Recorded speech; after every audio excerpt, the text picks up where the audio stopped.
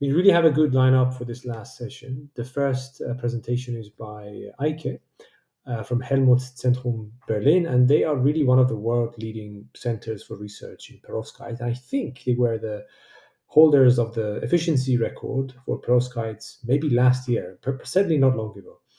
It's a very intense competition. And so Eike will be telling us about highly efficient monolithic tandem solar cells with metal-halide perovskites. So yeah, without any further delay, Eike, you can begin. You have about 20 minutes. If we think you're massively overrunning, we'll intervene, but that is very unlikely to happen. So I wish you good luck. And yeah, we look forward to your talk. Thank you very much for this very lovely introduction. So yes, we were world record holder for several times, and now these days, probably there are other leading institutes, companies which hold the world record. I will talk about that later.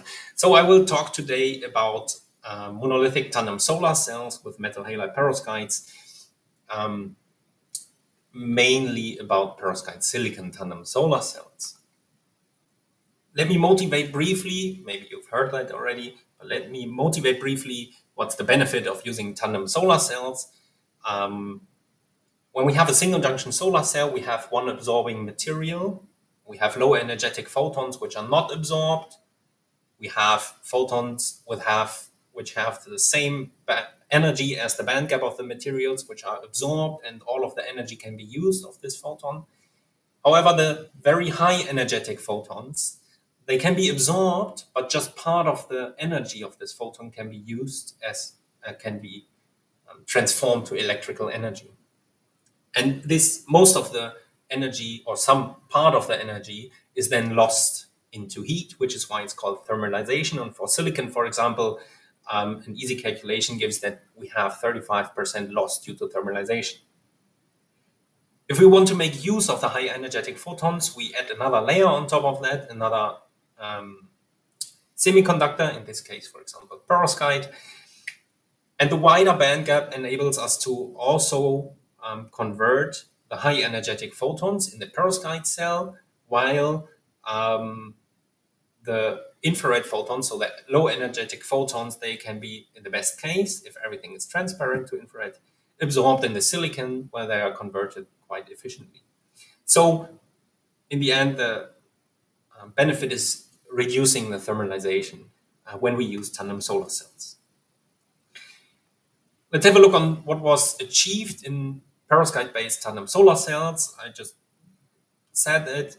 We have Londi, which achieved 33.9% efficient perovskite silicon tandem solar cells, and perovskite silicon are, at least today, probably the most present perovskite, is the most present perovskite-based tandem technology.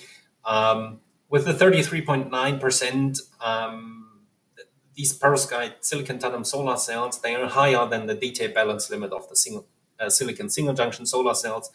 And actually, they are the most efficient tandem technology. So there's no other technology which can get higher efficiencies than these, this one, even not the pure inorganic materials.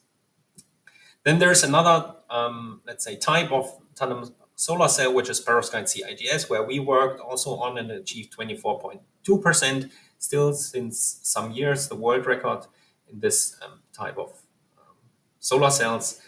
However, it's still not surpassing the single junction devices, CIGS single junction devices.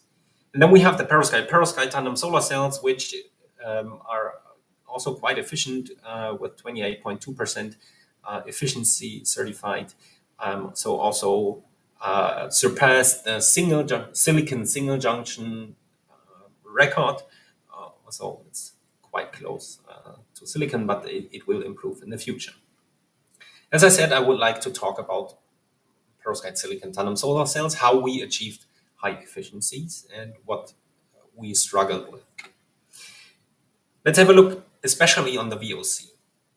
A silicon heterojunction cell, which is mainly used because of a high voltage, can give 700, let's say 740 millivolts.